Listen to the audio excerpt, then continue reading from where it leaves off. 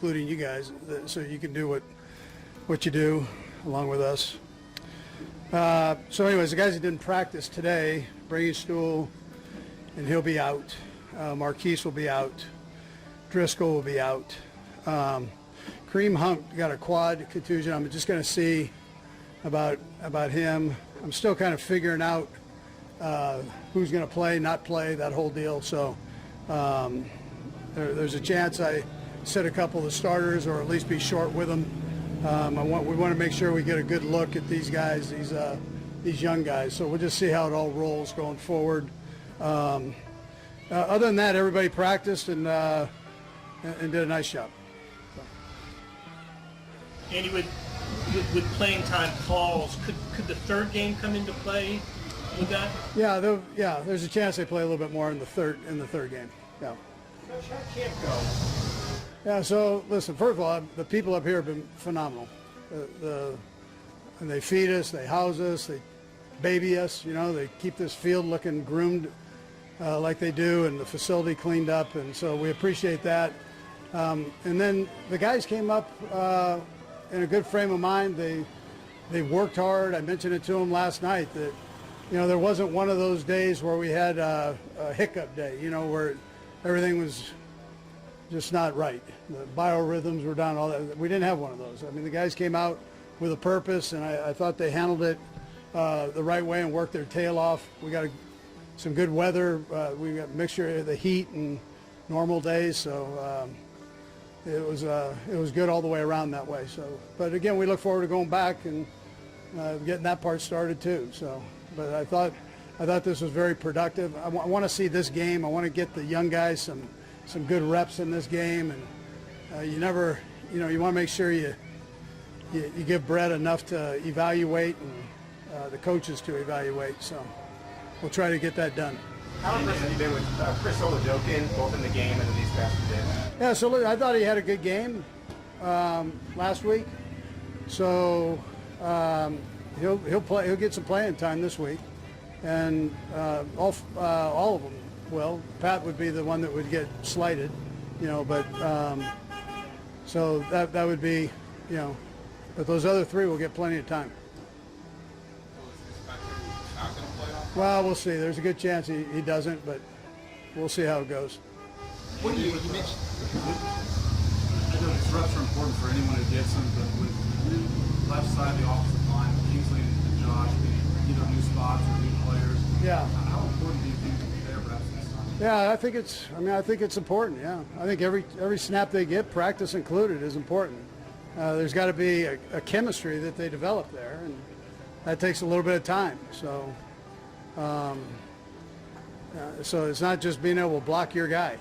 You know, all the games involved and blitzes involved and communication. You gotta play with each other to know that. So yeah.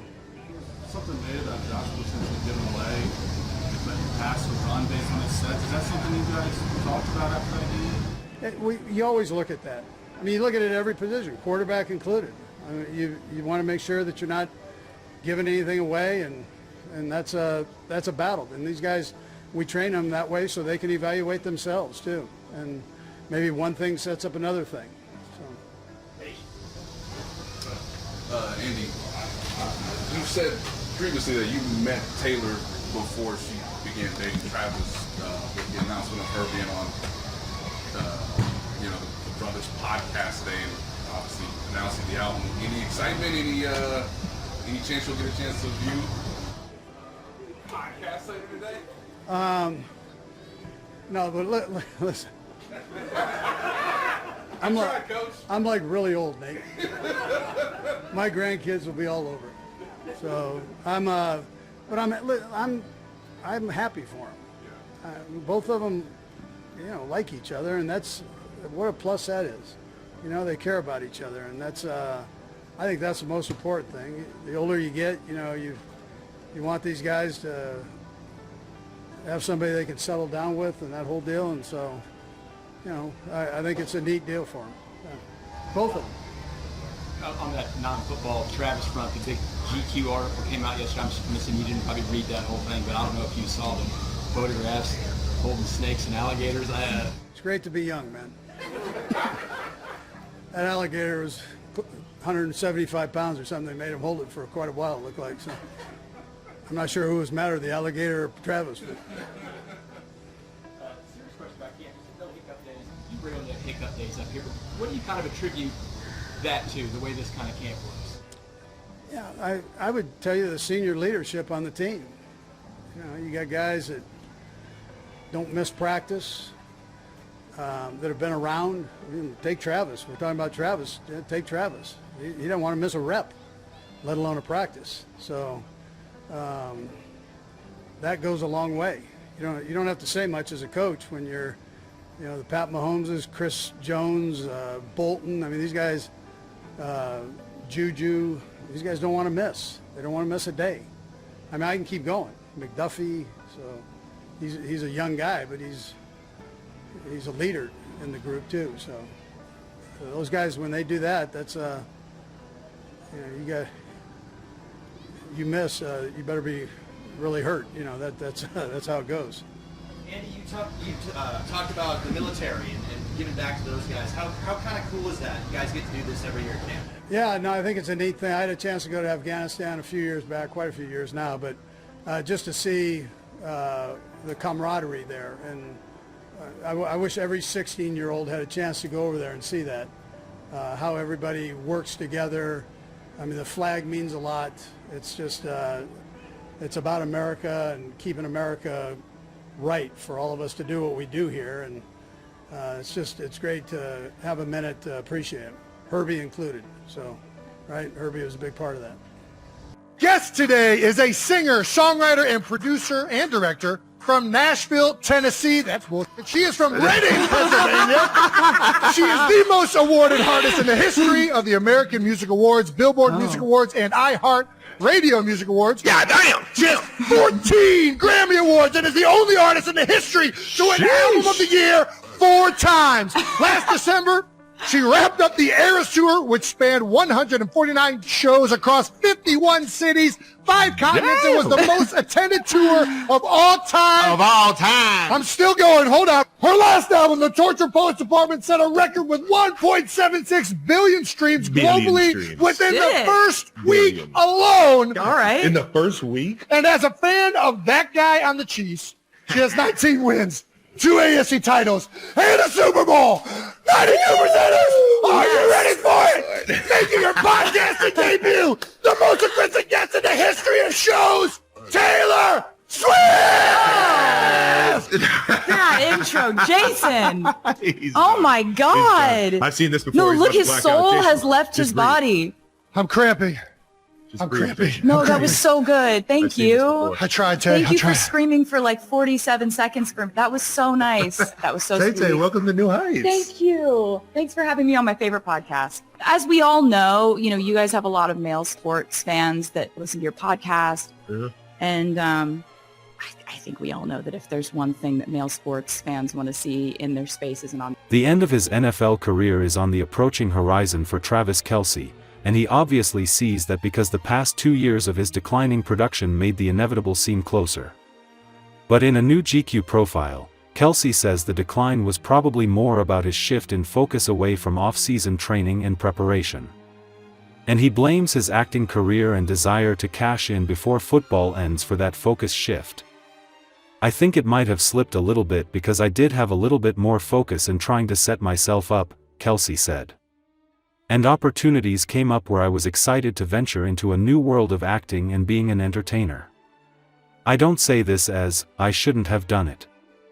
I'm just saying that my work ethic is such that I have so much pride in how I do things that I never want the product to tail off, and I feel like these past 2 years haven't been to my standard. Give Kelce credit for having great self-awareness. But also mark him as having a major blind spot.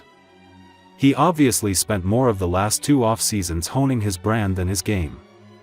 In 2023, Kelce served as spokesman for Campbell's Chunky Soup, T-Mobile, Bud Light, Experian and State Farm among others. Last year, he was in ads for Subway, Pepsi and Lowe's among others. Kelce also obviously spent much of the last 2 years honing his relationship with a new girlfriend. What's her name? Oh, yeah, the Taylor Swift experience for Kelce has also demanded much of his time, although Kelce doesn't acknowledge that to GQ. But that's a lot of acting and relationship nurturing on Kelce's plate. That's much work not spent on preparing to play football. The results? Kelce's 2023 production was his worst since 2015. And last year was in many important respects his worst since his rookie season in 2013, when he only played one game. Kelce has eyes, at least as far as the acting issue is concerned. He knows what's happened. And what's said about his production and performance. So he has made some changes. I just have such a motivation to show up this year for my guys, he said. That motivation has led Kelce to shift his off-season base to South Florida so he could be close to Fort Lauderdale-based speed and agility coach Tony Villani. Kelce trained under Villani years ago but quit the last couple of years so he could spend his off-seasons in Los Angeles, where his film and TV career demands took priority. Then came the decline. And last season's Super Bowl loss to the Philadelphia Eagles. So now Kelce, in the final year of his current contract, is trying to finish strong, if indeed the 2025 season will be his last. And part of that means, well, helping the Chiefs win another Super Bowl. Travis Kelce on Tuesday not only made the cover of GQ, but he also announced Taylor Swift would join him on a special edition of his New Heights podcast. On the practice field, however, he was all football. On day 15 of 16 at St. Joe, the Chiefs were struggling to complete passes in 82-degree conditions with 80% humidity, but Kelce provided the spark. He beat one-on-one coverage for a gain of 20-plus yards, and passing game coordinator Joe Blameyer said the catch changed the trajectory of practice. So, that's just the veteran that he is, Blameyer said after practice, the amount of years out there. And then when everybody was pushing through the dog days of camp, it was him who made the play one-on-one against the defense. That kind of just goes to that bigger picture where maybe you don't recognize the years as much because it's just the same old Trav, that's what he's always been doing. But for him to be able to dig deep and do that, I mean that was just like a fountain of youth moment today in full pads out here. Mahomes is pass catcher whisperer. Patrick Mahomes wears several hats for the Chiefs. In the off